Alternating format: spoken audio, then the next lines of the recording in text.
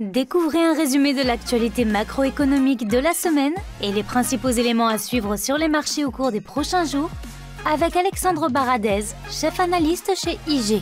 La semaine qui s'achève a été marquée par les deux interventions du président de la Banque centrale américaine devant une des commissions du Congrès américain. Deux interventions qui étaient attendues après la réunion de la Banque centrale américaine la semaine dernière pour voir si les propos de Jérôme Powell étaient en ligne avec ce qu'il avait dit et annoncé lors de la réunion de la semaine précédente ou si des éléments nouveaux venaient à être précisés. Et donc, ce qui ressort de cette intervention, de cette double intervention devant une des commissions du Congrès américain, c'est des propos un petit peu plus hawkish, on va dire, un petit peu plus agressifs que ce qu'on a vu la semaine dernière, notamment lorsque Jérôme Powell a expliqué que, en gros, l'inflation globale baissait, donc toutes les composantes de l'inflation, ou l'inflation générale, l'inflation headline globale baissait de manière régulière, mais en imputant cette baisse à l'alimentation et à l'énergie, expliquant donc que l'action de la Fed, finalement, rentrait assez peu en compte dans cette diminution de l'inflation globale, sous-entendant que c'est désormais maintenant que l'action de la Fed et les différentes mesures prises par la Fed allaient commencer à peser dans l'inflation et notamment, enfin sur l'inflation et notamment sur l'inflation dans les services. Et donc, ce sont des propos qui sont assez agressifs parce que finalement, la semaine dernière, lors de la réunion de la Fed mercredi, Jérôme Powell donc, avait expliqué que les projections de la Fed avaient été révisées, que les membres du FOMC anticipaient potentiellement dose de taux, mais avait expliqué que ces projections, ces fameux dot plots, donc ces projections des membres de la Fed sur le niveau futur des taux, n'étaient pas une garantie d'action de la part de la Fed. Et là, ces propos qu'il a tenus donc à peu près une semaine plus tard devant le Congrès américain, il semble quand même un peu plus explicite sur le fait qu'il y a encore du chemin à parcourir sur le front de l'inflation dans les services notamment, donc sur l'inflation cœur, l'inflation dénuée des éléments les plus volatiles comme l'alimentation et l'énergie, et que finalement, jusqu'à présent, la politique monétaire de la Fed avait assez peu joué sur cette baisse de l'inflation. Donc c'est quand même des propos qui sont assez explicites. Il a rappelé également donc, que les membres de la Fed, que les membres du FOMC assez généralement et dans leur globalité étaient plutôt favorables à de nouvelles hausses de taux cette année, et il n'a pas cherché finalement à minorer le rôle de ses projections, ce qu'il avait fait la semaine dernière. Là, il n'a pas expliqué que finalement ces projections n'avaient pas valeur de garantie d'une action concrète et certaine de la Fed. Donc, dans ce contexte, qu'est-ce que nous voyons? Nous voyons un dollar qui sera affaibli un petit peu plus, on voit des taux américains qui se maintiennent toujours à des niveaux élevés, et on a surtout donc une inversion de la courbe de taux aux États-Unis qui reste très forte et qui s'est même accentuée. On rappelle, c'est quoi l'inversion de la courbe de taux? C'est quand vous avez des taux sur des maturités plutôt courtes, 3 mois, 6 mois, 1 an, 2 ans, par exemple, qui évoluent à des rendements, à des niveaux qui sont nettement supérieurs aux maturités les plus longues, 10 ans, 20 ans ou 30 ans. Et si on prend deux points de référence sur cette courbe de taux, on prend par exemple le taux 2 ans et le taux 10 ans, ce qui est une référence très surveillée par les marchés, eh bien il y a une inversion entre le taux 2 ans et le taux 10 ans qui dépasse cette semaine les 100 points de base. Donc ça veut dire quoi? Ça veut dire que le taux 2 ans américain évolue actuellement plus de 1%, donc à 100 points de base c'est 1%, au-dessus du taux 10 ans. Et donc c'est des niveaux d'inversion qui sont très conséquents. Quand on regarde quand on regarde historiquement, par exemple sur une cinquantaine d'années, qu'on regarde cette historique d'évolution entre le taux 2 ans et le taux 10 ans, eh bien on remarque qu'à chaque fois qu'il y a des inversions assez prononcées de cette courbe de taux entre ces deux points de la courbe, eh bien on a eu systématiquement quelques mois après une récession en fait, de l'économie américaine, une phase de récession de l'économie qui est intervenue. Et donc ça nous remet un petit peu dans cette question de à la fois d'un côté la trajectoire de la politique monétaire qui reste assez hawkish, même si donc assez agressif, même s'il est évident qu'on n'aura pas beaucoup plus de hausses de taux après tout ce qui a déjà été mis en place par la Fed, mais entre ne plus remonter fortement les taux, mais les maintenir à un niveau élevé pendant plusieurs mois, voire les remonter encore un petit peu, par exemple 25 points de base en juillet. On rappelle qu'aujourd'hui que les probabilités pour une prochaine hausse de taux en juillet sont de 77% si on regarde les probabilités via les futurs sur les Fed Funds américains. Donc ça veut dire que le marché à ce stade est quand même assez convaincu qu'il y aura une nouvelle hausse de taux en juillet après la pause de juin. Et donc, le problème d'évaluation du marché actuel, c'est que d'un côté, il y a des messages monétaires qui restent donc agressifs, et de l'autre côté, on voit des données macroéconomiques qui sont plutôt en train de ralentir. On va prendre le cas de l'Europe, par exemple, ce matin.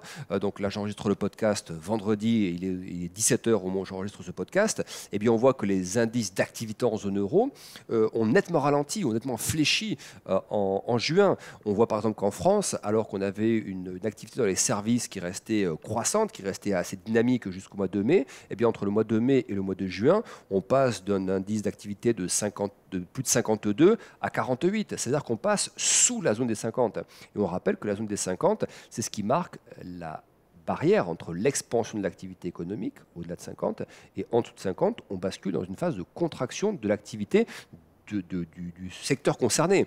Et là, on parle du secteur des services. On sait que le secteur manufacturier était déjà dans une phase de faiblesse dans plusieurs pays européens, même des indices qui étaient déjà contractés dans plusieurs pays européens. Et ça, ce n'est pas nouveau, ce n'est pas une surprise. On voit qu'en Chine, l'activité manufacturière est encore assez fragile, qu'en Europe, il y a une phase de contraction depuis quelques mois. Mais ce qui est assez nouveau, c'est de voir la partie des services qui faiblit, et notamment des pays où c'est assez inattendu, comme la France par exemple. Le consensus, je le rappelle, pour les indices d'activité dans les services en France, ce matin, on avait un consensus à 52, et on a un chiffre qui arrive à 48. Donc, on voit en fait que d'un côté, il y a cette dynamique qui reste toujours assez forte de normalisation monétaire, désormais face à un rythme économique en zone euro, et on le voit via les indices PMI publiés ce matin, qui est en train de ralentir. Si vous regardez le PMI composite pour la zone euro, c'est-à-dire le PMI, l'indice d'activité qui regroupe les différents secteurs, services, manufacturiers, construction, etc., on a un PMI composite qui commence à flirter avec la zone des 50, donc il n'est pas loin de la zone de contraction. Et on se souvient évidemment de la récession en Allemagne entre le 4e trimestre et le 1er trimestre.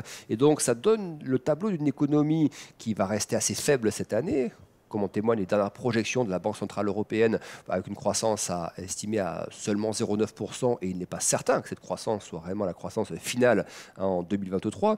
Et donc, on voit bien cet effet un peu ciseau entre d'un côté une économie qui est en train de ralentir, et de l'autre côté une politique monétaire qui reste assez agressive. Et est-ce que c'est réellement une surprise ? Moi, je répondrais que non, parce que c'est justement ce qui est souhaité par les banques centrales. Plusieurs fois, on a entendu des discours indiquant qu'il fallait avoir une dynamique économique qui ralentisse, notamment dans la consommation, et notamment dans la consommation de services. C'est ça qui pose le plus de problèmes. L'inflation est la plus incrustée dans la partie des services, dans l'inflation cœur, qui est hors alimentation, hors énergie. Et justement, c'est ce que cherchent les banques centrales, à assouplir cette dynamique dans la partie des services. C'est ce qu'on commence à voir en zone euro. Donc, d'un côté, c'est plutôt favorable pour les banques centrales parce qu'elles arrivent à assouplir cette dynamique, cette demande qui était excessive dans la partie des services. Mais de l'autre côté, on n'a pas encore des niveaux d'inflation actuellement, notamment d'inflation cœur en zone euro et aux États-Unis, qui permettent aux banques centrales de dire on a fait suffisamment de chemin, on voit que la dynamique des indicateurs avancés commence à ralentir, donc on va assouplir le discours. On a encore une inflation cœur en zone euro qui est à plus de 6%, on a une inflation cœur aux États-Unis qui est à plus de 5%, donc même si on commence à avoir des signaux de ralentissement, notamment en zone euro, eh bien on n'a pas encore les éléments suffisants pour la Banque Centrale Européenne, par exemple, pour commencer à dire que, en gros, que les taux ne monteront plus et qu'on fera désormais attention à la normalisation monétaire. Donc c'est là qu'on est dans la phase qui va être un peu plus dur pour les marchés financiers normalement, et c'est probablement ça qu'ils sont en train de pricer déjà depuis quelques semaines en zone euro. C'est pour ça qu'on n'a pas de nouveaux records, qu'on a des indices qui sont en train de consolider en zone euro, parce que probablement qu'il y a cette assimilation de la situation. D'un côté, une situation économique qui est en train de ralentir, de l'autre côté, une situation monétaire qui reste toujours assez rêche, assez restrictive. Et donc, tant qu'on n'a pas de signaux supplémentaires de décélération de l'inflation, notamment de l'inflation cœur, eh bien, on va avoir cette situation qui est potentiellement négative pour l'économie et qui soulève aussi peut-être un petit peu de questions sur les résultats des entreprises. Parce que si vous avez une macroéconomie qui est dans une phase de ralentissement, notamment induite par la politique monétaire, probablement que vous allez avoir des répercussions sur l'activité des entreprises, sur la consommation notamment, et donc probablement sur les projections pour le deuxième semestre. Donc ça, c'est des éléments qu'on va surveiller dans les semaines qui viennent. Cette semaine a également été marquée par la hausse très musclée de la Banque d'Angleterre. On s'attendait à une réaction assez forte de la Banque d'Angleterre après les derniers rapports sur l'emploi au Royaume-Uni qui montraient un fort niveau de création d'emplois avec des niveau de rémunération qui a accéléré encore et un taux de chômage très faible. Donc on savait que la Banque d'Angleterre allait relever ses taux, mais le consensus était de 25 points de base. Or, on a eu un relèvement de 50 points de base. Et ça fait écho, encore une fois, à ce qu'on a vu ces dernières semaines. La Banque du Canada, qui après une pause a relevé à nouveau ses taux. Pareil pour la Banque d'Australie. Là, c'est la Banque d'Angleterre qui relève plus fortement ses taux que prévu. Et donc, ça entretient ce contexte pour les marchés, j'entends, pour les marchés financiers, les marchés obligataires notamment. Ça ne permet pas aux taux de se détendre parce qu'on est dans un contexte où les durcissements de taux sont toujours en place, où les réductions de bilan également sont toujours en place du côté des banques centrales.